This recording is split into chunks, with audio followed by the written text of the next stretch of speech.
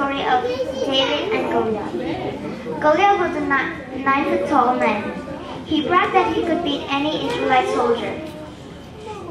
But the Israelite soldiers were afraid to fight him. David was a young shepherd boy. He said, from the paw of the Lord has delivered me from the paw of the bear and from the paw of the lion. He will deliver me from the Philistine. He thought his strength came from God, and when he was going on the way, with a helmet and a sword and a heavy armor, but he didn't want those. He knew God would help him. On the way, Goliath cursed the boy. King Saul was really worried.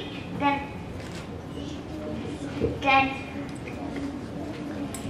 David took his sling and 5 smooth stones from the brook. Goliath thought he could beat him because he is really small and Goliath is really strong.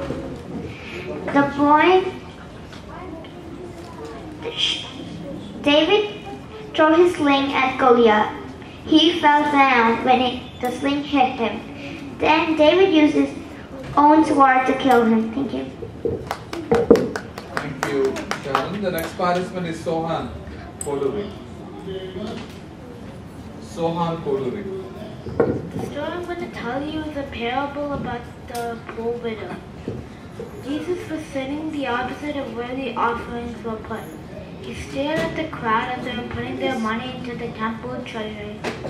Many rich people gave in large amounts, but one poor widow came and only gave 2 very small copper coins worth 1 fraction of a penny. Jesus said to his disciples,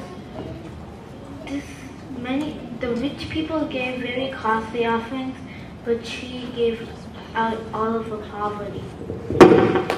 Thank you. Children, try to put... David was a great prophet and a mighty man of God. He was born after Hannah after much prayer. Hannah was upset because she had no children. So each year she worshipped and sacrificed at the tabernacle in the city of Shiloh.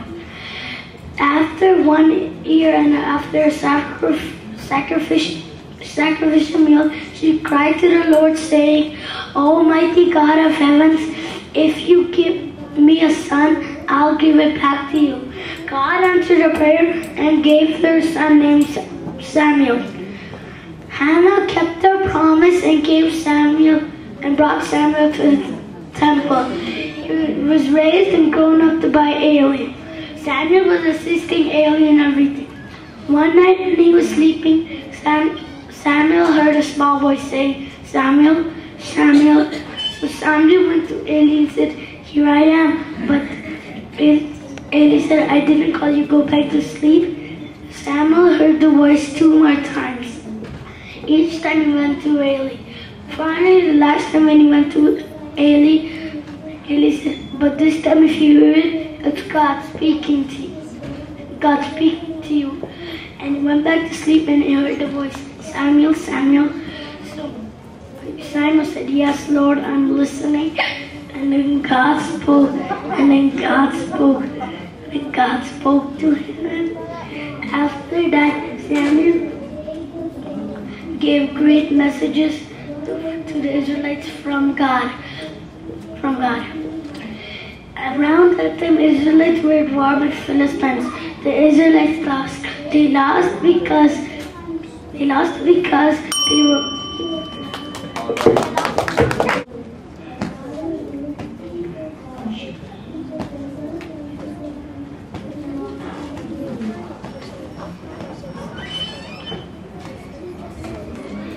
Jehoiakim was ruling. King Nebuchadnezzar attacked and took prisoners with him. One of them was named Daniel. One day, King Nebuchadnezzar got a dream that nobody could tell. God gave Daniel a vision what the dream meant. Daniel went to the king and said, I know what your dream means. There's a huge statue of you. His head is made out of gold. His chest and arms are made out of silver. His waist and hips are made out of bronze. His legs are made out of iron. And his feet and clay. And his feet were made out of clay and iron. The king was very happy with Daniel. But he believed in Daniel's God. But before he could tell the city, King Darius attacked them. And King Darius made Daniel serve in his royal court. One day, 3 men saw that the king liked Daniel very much and was very jealous. They went to the king and said, King, everybody should pray to you or else they'll be thrown in the lion's den. Thank you.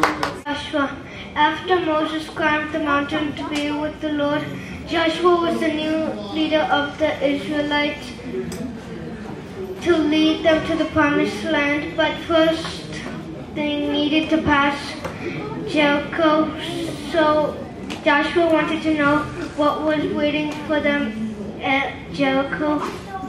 And so he sent 2 spies to get a closer look at Jericho from the inside. So the soldiers tried to catch them, but a woman named Rahab hid them in her house. When the soldiers went to Rahab's house, they couldn't find the spies, so they left. And when the soldiers left, the spies left. But Rahab asked them to remember her. And so when they came back to Joshua, they told the news. And so when it was time, Joshua led the people over the river Jordan. A priest stepped in the water and solid ground came.